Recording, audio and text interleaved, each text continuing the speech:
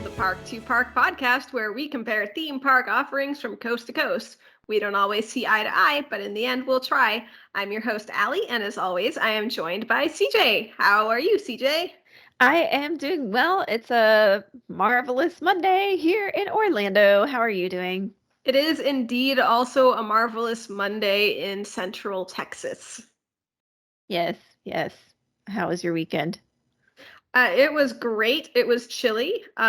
Yesterday I ran a 5K and the temperature at the start line was 34 degrees Fahrenheit. No, thank you. It was not great. I mean, I had a great time, but the temperature was not great. Understandable. Yeah.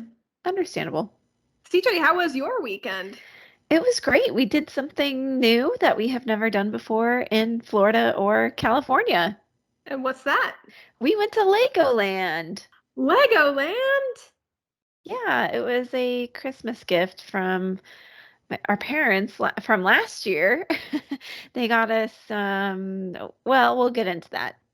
Yeah, just to be clear, this episode is slated to come out the day after Christmas. CJ did not go to Legoland over Christmas. She went in November. We are recording this in Oh, November. I didn't know it's going to come out the day after Christmas. Okay. Yeah, see, earlier when you asked me, are you mostly talking to yourself? And I said yes. That was when I told you when the record date was. Okay. Sorry. Or I'm sorry, the release date. My bad. Yeah, it's currently November 14th, so I went to Legoland on November 12th. So it took you a while to use that Christmas gift. Well, we were waiting for our son to get taller so he could go on certain rides, and then we were waiting for the weather to cool down because he doesn't do well when it's like blazing hot. That makes sense. I don't do well when it's blazing hot either. Yeah. So we covered where did you go and when. You also briefly mentioned who you went with, but it wasn't just you and your son. No, it was just the three of us, me, husband, and son. Our parents volunteered to watch our daughter because, she can't go on a lot of the rides at Legoland yet. So yeah, this was a Christmas gift, 3 tickets to Legoland and babysitting for the baby. And it was just a one-day thing, correct? Yeah, just a 1 day thing. They have other parks there, but we just did the one park for 1 day. And you said it was a one-day ticket. Anything special about your admission type? We had Costco ticket vouchers. Sometimes you can buy like theme park tickets or whatever from Costco, and they're in the form of a voucher. And then you take the voucher to the ticket window and exchange it for an actual ticket. So, yeah, that's what that was. And are you comfortable sharing the cost of those tickets? I don't know the cost of the tickets because they were a gift, and then we exchanged it, and I didn't notice if there was a price on the tickets. Well, let's do a quick Google and see how much a ticket to Legoland would cost. Legoland Orlando ticket price. Let's see here. One-day tickets start at $84 per person. Yeah, and we can assume if it was a Costco deal, it might have been like $79.99 per person or something like that. Yeah. And that's when you buy in advance. If you're buying it at the front gate, it is $119 per person. Oh, wow. Totally worth it to buy it in advance then. Yeah, absolutely. I honestly don't know why in this day and age anybody would go to a theme park without having purchased tickets in advance, especially when you consider the Disney parks, you got to have a park reservation to get in. Like you Yeah, have to buy your tickets in advance. yeah, I don't know. But surprisingly, there were a lot of people there. Like somebody strolled up and they were like, yeah, 2 adults, 4 kids. And they just shelled out the money to buy the tickets. So, Interesting. yeah. Is there any skip the line sort of program like we talked about the quick queue at Busch Gardens? And if so, Yes. did you use it? There was, and we got there. We parked at like 10:30. The park opened at 10, and then by the time we went through security and exchanged our ticket vouchers, it was like 10:45, 10:50-ish. That's not too Um, bad. no. And when I walked through the ticket gate, like the front gate, I remember seeing off to the right side, it said that service was sold out. Oh, So, wow. yeah, so apparently it went really fast. I don't know how much it costs, or I don't, and it's not something we would have done anyways. I don't remember what it was called either, but we used something called the Hero Pass, which was for kids with autism. Legoland is actually a certified autism center. The whole resort is. So Legoland, Florida has like Legoland Park. They have a water park. They have a new Peppa Pig theme park, which just opened earlier this year. They have a hotel, Pirate Island Hotel, and a beach retreat. So they have a lot of different, like it's a pretty big resort. So the entire area is a certified autism center. So Oh, wow. they're very good about handling kids with autism. So since our son is autistic, we asked about the Hero Pass program. And if you've ever signed up for a disability pass at Disney, they ask you like why can't you wait in lines? Like what's the issue here? But they didn't really ask us any questions. I just said, hey, I heard you have a hero pass for kids with disabilities. And they said, yeah, who's your hero? And they just like wrote his name on the little piece of paper and gave it to us basically. So the way it works there, we didn't have to use an app or anything like at Disney. We didn't have to like at Disney, the way it works is you go on the app and like let's say you wanted to do pirates and pirates is a 30-minute wait. You select pirates, select your party, and it gives you a return time equal to the current wait time minus about 10 minutes. So in this scenario, it would give you like a 20-minute return time, come back in 20 minutes. For Legoland, you have a little paper and it has every single ride listed on the back. And you just show that Hero Pass at the Hero Pass entrance, which is usually right at the exit for the ride, and they just let you ride on. What they're supposed to do, the people who work there are called model citizens. That's cute. I know it is cute. So the model citizens are supposed to like write their initials on it the first time you use it for each ride. And then if you want to go on it again, the second time, if there's no line, they'll usually just let you ride on. Or if there is a line, they'll issue you a return time. And then if you want to go on a third time, they'll issue you another return time. So basically, you just get immediate access once for every ride, and then second and third time, you'll have to wait it out somewhere. But at least that way you're not stuck waiting in a line, which is pretty challenging if you have a kid on the spectrum. Whew, let me tell you, it's not easy. Yeah, but with Legoland, there's lots of like interactive things to do around, right? Oh my gosh, they had so many play areas. We went to like 7 different play areas, and that was not even all of them. Wow. Yeah, plus they have like a sensory break room, at least one or two of them that we did not even get to. So, yeah, there's lots of different places to wait if you needed to wait or you need to take a break. So, what other kinds of rides and attractions are there at Legoland? Well, first of all, one thing that I want to talk about that we didn't get to, which I'm really disappointed and I need to go back, is there's this whole area. They have botanical gardens there. Uh, Oh, yeah, Legoland is on the site of what used to be Cypress Gardens. Let me rephrase this. Cypress Gardens was absorbed by Legoland. Cypress Gardens was built in like the 1930s, and it's this botanical gardens, and it bills itself as like the Florida's first theme park, essentially. And they had like botanical gardens and water skiing. Like I think Elvis did some event there. Like a lot of famous people showed up there. They filmed some things there, like some classic movies were filmed there and stuff. So that's part of the park too, like way in the back. And we did not make it there. And I'm really upset we didn't go back there. So wow. we're gonna have to go back to check out the botanical gardens. But a lot of the rides there were geared towards like the 10 to 12-year-old and under crowd. They didn't really Okay. have, like, they maybe had 3 or 4 roller coasters and none of them went upside down, like, very family friendly rides. They had a lot of building areas, especially up close, like up at the front of the park. You could go in and build stuff with Legos. I saw one character meet and greet, and they had some sort of like show out on the lake, which we didn't go see, but we heard it going off. What Yeah. character was it? Was it just a random minifigure or was it someone from the Lego movie? See, I'm not familiar with the Lego movie, but it was somebody Okay. named Emmett. I'm pretty sure Emmett is the main character in the Lego movie. Hey, Okay. Louie, is the main character in the Lego movie named Emmett?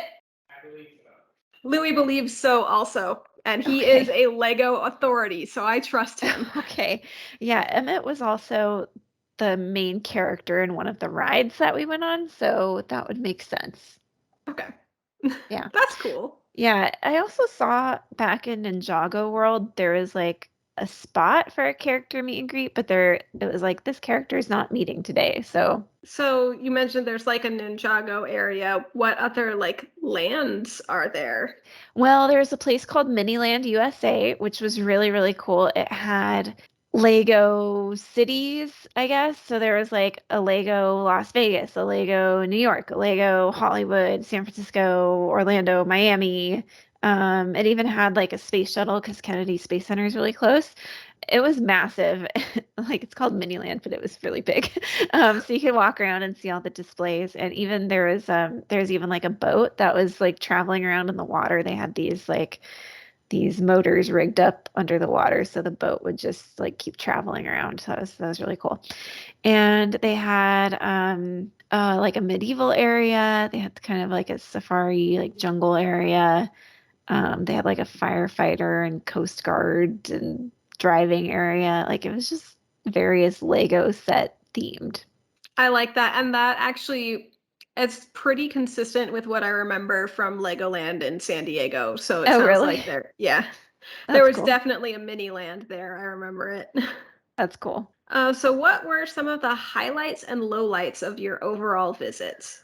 Okay, highlights. A couple rides I really liked. I liked AquaZone Wave Racers. That was really fun. It's kind of like Dumbo, only because it's a spinner ride, but you don't go up and down. It just stays on the water. It's kind of like being in like on a jet ski, but you're standing and you turn this wheel, and the wheel dictates like how far out your vehicle rotates. So you could turn yourself to the right as you're spinning and you kind of get like pulled to the side a little bit and you could turn it back in and you get pulled to the other side. You kind of get the G forces going while you're like the sideways G forces. That was really like surprisingly fun. And you're out on the water. It was just fun. And you stand on that ride. You don't sit down, you stand up. So I was a little worried about Felix, but he did okay on that one. That's good. Yeah, Coast Guard Academy was also really fun. That was kind of like Autopia, where you drive the car, but you're driving a boat. How And cute. the pebbles were not far away, so even Felix could reach it. So that was fun. Just Um, quick question. How tall is he? he's 40 inches, just over Okay. 40. So like the 42-inch rides he could not do. Okay. Lego Ninjago the ride was a lot like Spider-Man Web Slingers in California Adventure. It was fun, but my problem with it was you're supposed to get a score, and our scores didn't work. It just said 0, 0, 0, 0, 0. So Aw, I boo. know I was We're bummed. highly competitive as like a Yes, family, so that's really disappointing. yes. Another thing that like really cracked me up, and I'm still kind of laughing about this. I think the ride is called Lost Kingdom Adventure. This was like a shooter ride, with lasers and stuff. And it's a slow moving shooter ride. And when we went on it, they were like, okay, just hang on 1 second. The ride was just down. It's going to be back up in a minute. And we're like, okay, fine, no big deal. So we get on the ride and you're going through different rooms and there's doors to different rooms, but the doors didn't like automatically open. The ride vehicle just rammed into them and the doors opened. And we couldn't tell if it was supposed to be like that or or if it was like the guy had just said, like the ride had just been down. Like, was that the problem? I don't know. That's funny. It was it was really funny. The dragon was a really fun coaster. I mean, it was like the first part was indoors and then you go outside on the coaster portion and Felix was surprised. He was Oh, like, "Whoa!" on the first hill and he really liked it. oh, good. Yeah. So And those were the highlights, I guess. what about some of the low lights? Beetle Bounce scared me. This is like a kid ride, okay? It's like one of those just straight up and down rides, but like the kid Oh, version. mm-mm. So the ride attendant is like, I'm going with Felix. My husband is like sitting on a planter and he's like, "Are you going with your son?" And I said, "Yeah, I'll go with him." Like, I'm not letting him go by himself. And they can only take so many adults or bigger people on the ride like they had to balance it out. I'm like, Mhm. oh great, like we're gonna be too heavy. This thing's gonna collapse or whatever. And as it's like lifting us up, I hear this crack. I'm like, no, this is not safe. But it was fine. It was just a little the bouncing was like kind of jerky. So it scared me a little bit. I was like, this thing's gonna fall apart. We're not okay, but we were okay. Felix really liked it, but I was like, I'm not doing this again. If he wants to do it again, Devin's going on with him. I'm not doing this right again. The other one that was kind of questionable, the Lego movie Masters of Flight. Okay, this is like soaring around the world, soaring over California, whatever. It was basically the same ride system, but you could tell it was like a third party knockoff version because the Yikes. the movements were not very fluid. Like every now and then, not that it would twitch, but it would like it just wasn't fluid. It was a little, and it wasn't jerky either, but you could feel a little jolt every now and then. You know, when you like change directions a little bit on Soar and like it curves and it's a Yeah. very like fluid movement. When it curved, it was just kind of like a quick rotation. It wasn't really like a nice fluid turn, you Okay. know. And not that it's really turning you, but it's like kind The of illusion. yeah, it just it wasn't fluid like Soarin' is.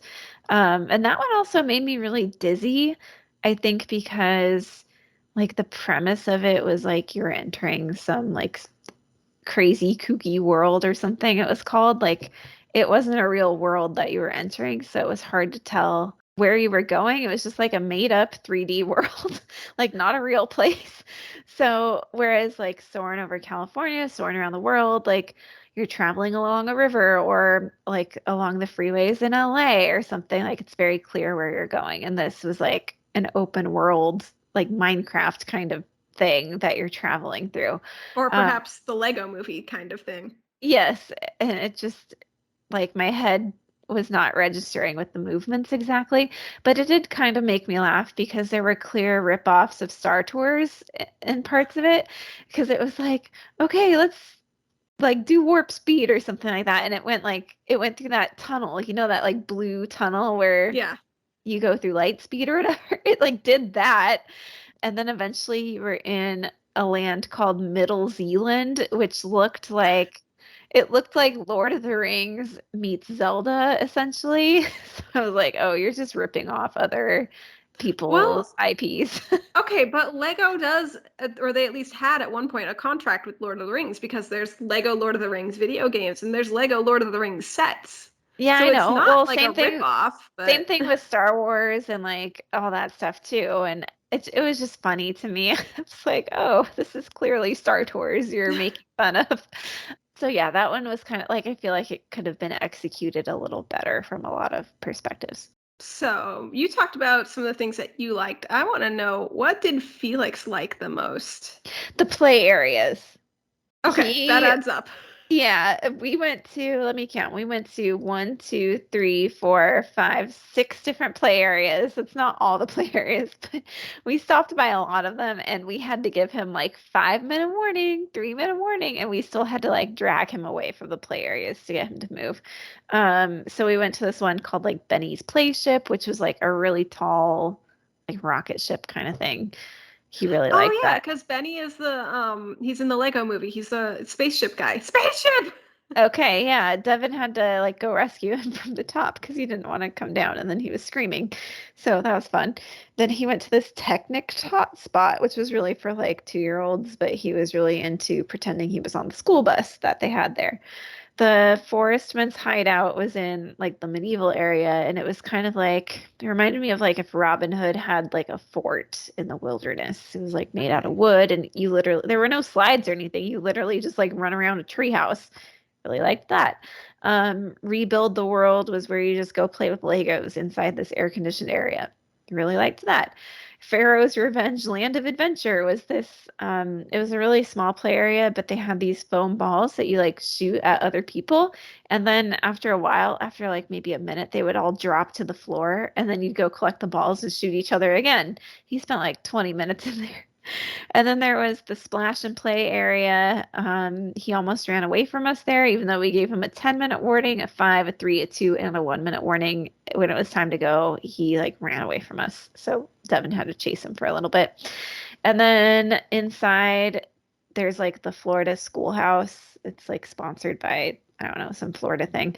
They had a baby care center in there, but they also put a couple of like slides and play structures in there. That was at the end of our day. We visited there to change him into clean clothes after the splash and play zone because he was soaking wet. And yeah, he wanted to play on those play areas, and we said no, and he was not happy about that.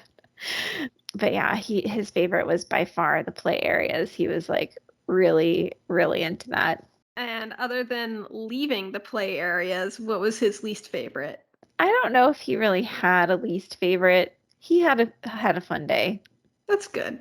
Yeah, he's a pretty easygoing kid. In theme parks, like when he's upset in that moment, he gets pretty upset, but once we distract him with something else, he's okay. And he's pretty much up to try anything once, and he'll let us know if he doesn't want to do it again. But yeah, he seemed to like everything. I think there was one ride we went on, the Technocycle, where you pedal these pedals to make yourself go higher. And I think he was a little sad he couldn't quite reach the pedals because he kept Okay. trying. But he wasn't like that sad because we were moving, so he was okay. Okay. Yeah. So, talk to me about food. It was okay. We ate at, okay, when Felix gets hungry, he doesn't say, I want food or I'm hungry. He says, we're gonna eat food, okay? We're gonna eat food, okay? Oh my gosh, that's so cute. And Oh. he just keeps repeating it until he gets food. And so that's our cue where we're like, oh no, we gotta eat food soon or there's gonna be a meltdown. So that was pretty early on. That was like after we did maybe one ride that he Hold on. was Can like, can you not, did you not have snacks for him that you could just tide him over till you got to a restaurant? we did, but it was like Okay. 11:30. It was pretty much lunchtime at that Okay. point. So he's like, "We Fair. gonna eat food, okay? We gonna eat food, okay?" And he was kind of saying it to himself. We're like, "Oh no, here it comes." So we just went to the first restaurant we found, which was this place called Burger Kitchen. It was like firefighter themed, and they were Aw. playing, yeah, they were playing all this like kind of loud music. It was really odd. We were like, what kind of music is this? Devin was like, maybe this is what firefighters listen to. Um, anyways, they basically just had burger and chicken strips. It was okay. First of all, they put sweet pickles, not dill pickles, on their burgers. Okay, I don't even like pickles, and I know that's an atrocity. Yeah, it was a crime. They had Coca-Cola products, which is far better than Pepsi products. However, something was going on with the machine because it like was completely flat. Oh. The Diet Coke and the regular Coke that Devin got was not good. So that was disappointing. And the fries, I don't know, they just tasted weird. Like they didn't taste like normal fries. They just weren't that great. Like it was okay. And then later on, of course, we're at a theme park, so we have to get ice cream.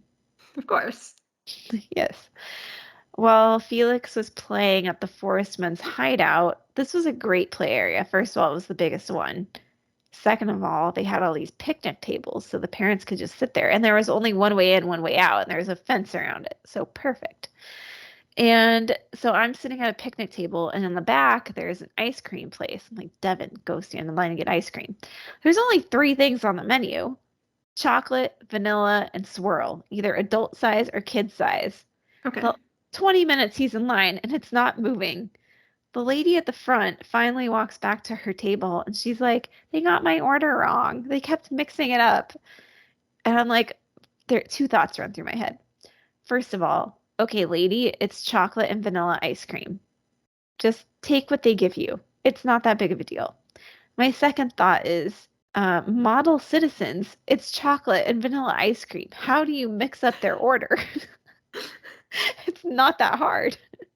So I'm like kind of mad at both of these parties here because they're holding up this line over an easy decision, chocolate and vanilla Yeah. ice cream. It's not that hard. So Felix was really sweaty because he was running around outside. And this was like his fourth play area by this point. So he had been running around and I kept offering him water. I was offering him my Diet Coke. He didn't want any of that. And for him to reject Diet Coke, that's a big deal. And so he kept running back to take like small sips of water, but he didn't want to rest because he just wanted to keep playing. And so I kept telling him, Daddy's in line to get ice cream. You see, Daddy, he's going to get ice cream. And he kept saying, ice cream, ice cream, ice cream. And then eventually, after like 20 minutes, I was like, Devin, I think you need to give up because there's still like 5 people in front of you in line. And this line has not moved in 20 minutes. And I knew from further up ahead, there was a gift shop that had like a little ice cream freezer. And I Mhm. said, let's just go to the gift shop up ahead. There's ice cream there. And you just have to check out at a merchandise line. And so we had to drag Felix away, and he's like, "No, no ice cream, no, no, no!" And he was really really upset, and we had to calm him down. And then we walked by a different food booth, and he was pointing at it. He's like, "Ice cream, ice cream, ice cream!" We're like, I promise, we're getting you ice cream." So we ended up at this merchandise place, and he finally saw like the ice cream freezer, but it wasn't. They didn't keep it cold enough because we like we ordered or we paid for the ice cream and we opened it and Felix's ice cream sandwich was like completely not completely melted, but very melted. My ice cream cookie sandwich, it was not like rock hard. It was like I took a bite and it was like starting to melt. Devin got one of those ice cream cones and he started licking it and the ice cream was like falling off. He had to catch it with his hand. Oh my gosh. It was it was kind of a disaster. And then Felix decided he only wanted half of his ice cream sandwich and he'd rather have Devin's chocolate ice cream. But of course, Felix isn't like careful with it. So Devin's like holding it with his hand so it doesn't fall onto the ground. Yeah, it was like a messy ice cream disaster. Like, thank goodness we had baby wipes with us to clean everyone. Yeah. So the food was okay overall. The ice cream would have been better had it not been a disaster. Like it tasted fine. It was just like, why is this so melted? Yeah. And was there mobile ordering? No, not that they had an app, but I was trying to download the app and then the Google Play Store was like, there's an error downloading this app. So I just kind of gave up. All right, moving on. What is something that you think the Disney parks can learn from Legoland? Oh my gosh, one thing I really appreciated was, well, first of all, Disney is not a certified autism center, and seeing how Legoland handles things as a certified autism center was so, so nice. Like, they handed us at the ticket window, they gave us this map that had like all of the attractions listed and like what you can expect on each ride, like flashing lights, loud sounds, this, that, like what are some things that might set off somebody with special needs so that parents know whether or not to go on those rides or prep your kids, hey, there's going to be flashing lights on this or water spraying in your face or something like that. So just having a simple guide like that was really, really helpful. And then at every single attraction entry, they had a little like sensory sign that was like, this is going to involve hearing, taste, touch, smell, like what senses are involved with it.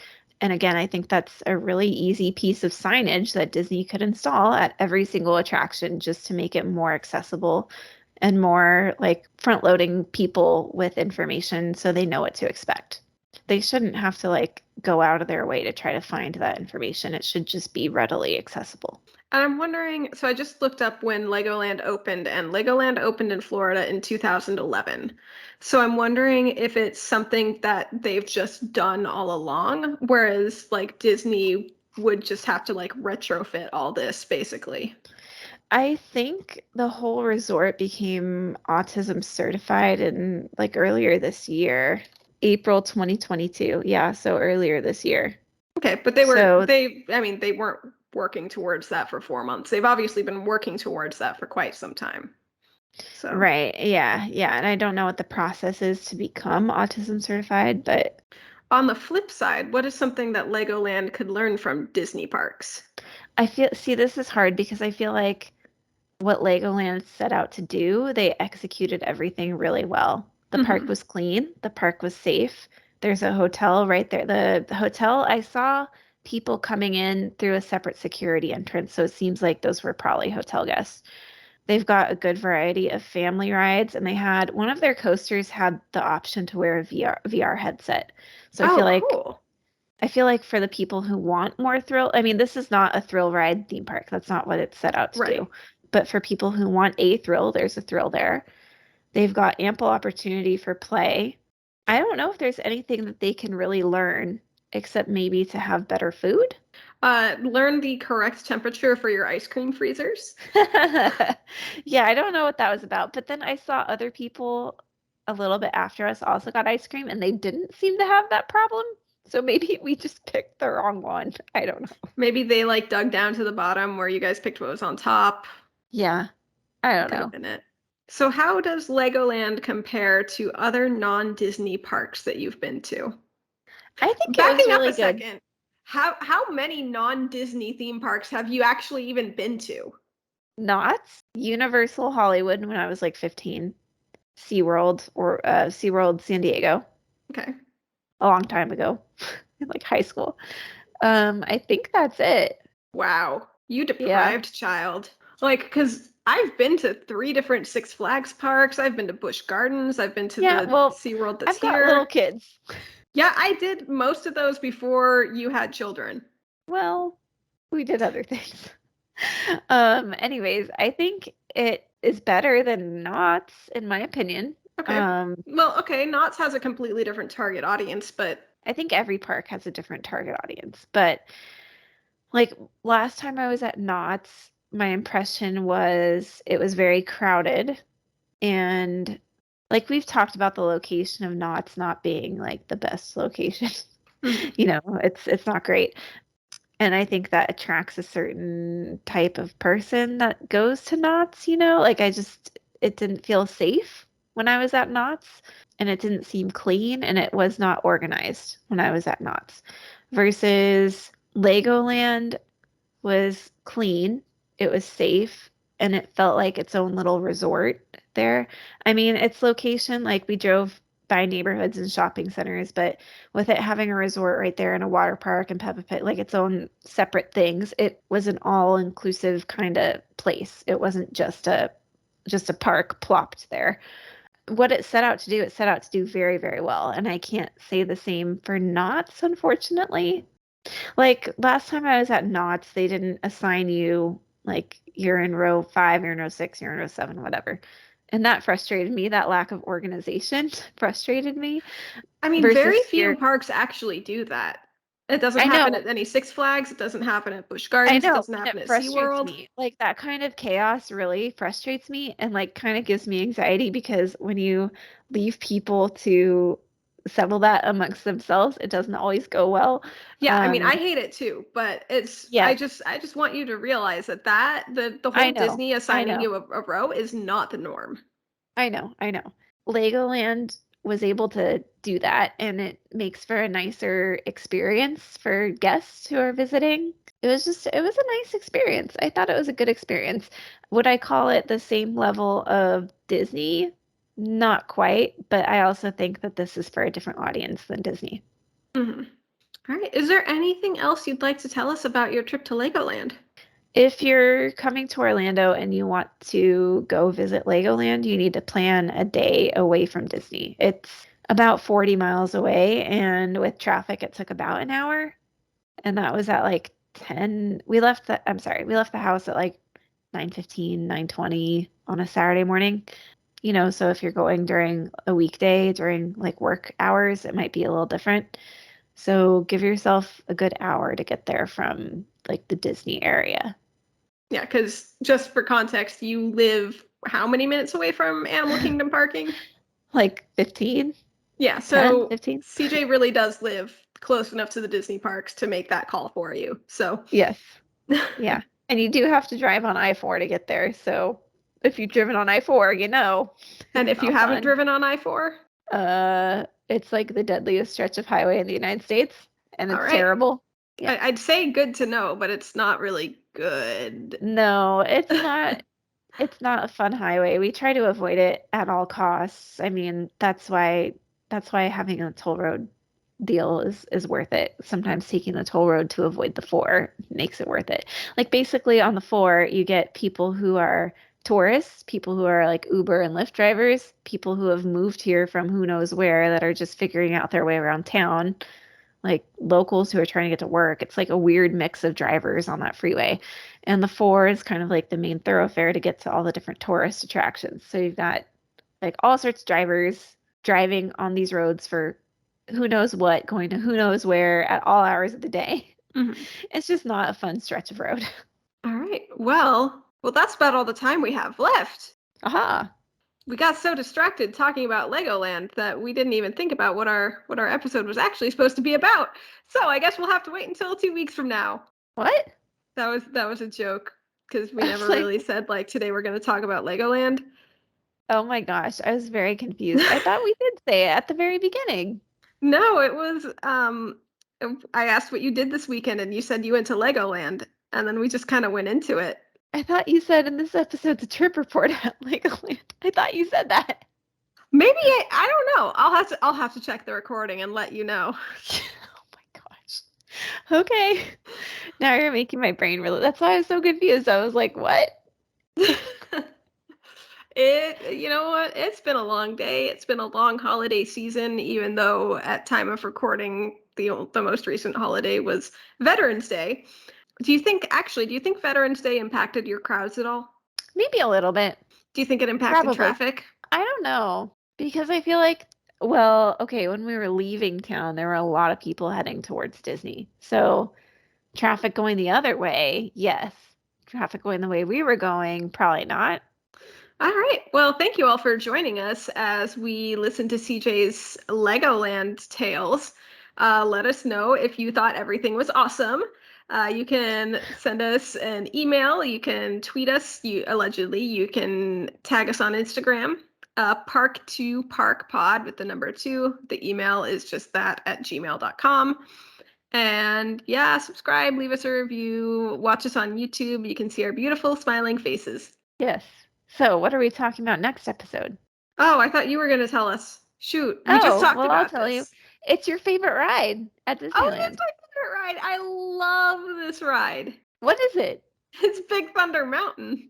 Woohoo! Hold on to them hats and glasses, because this here's the wildest ride in the wilderness. That's right. Yes. Yeehaw! Yeah, we're gonna be comparing Big Thunder at Magic Kingdom to Big Thunder at Disneyland, and maybe we'll do some fun facts about the other Big Thunders, because I think the Big Thunders around the world are pretty interesting. Yeah, oh gosh, I just love Big Thunder so much. This is gonna be a really interesting episode, and it's gonna be probably really enthusiastic on my part. Good. I don't know which way I'm gonna vote yet. I don't know either. They're both so good. Ah! It's like asking me to choose my favorite child. Oh wait, I don't have children, so that's easy. Your favorite niece or nephew, you mean? Well, I have one favorite niece and I have one favorite nephew. So Okay, fair. because I only have one niece and I only have one nephew. All right. Well, thanks for joining us, everyone. Bye. Bye.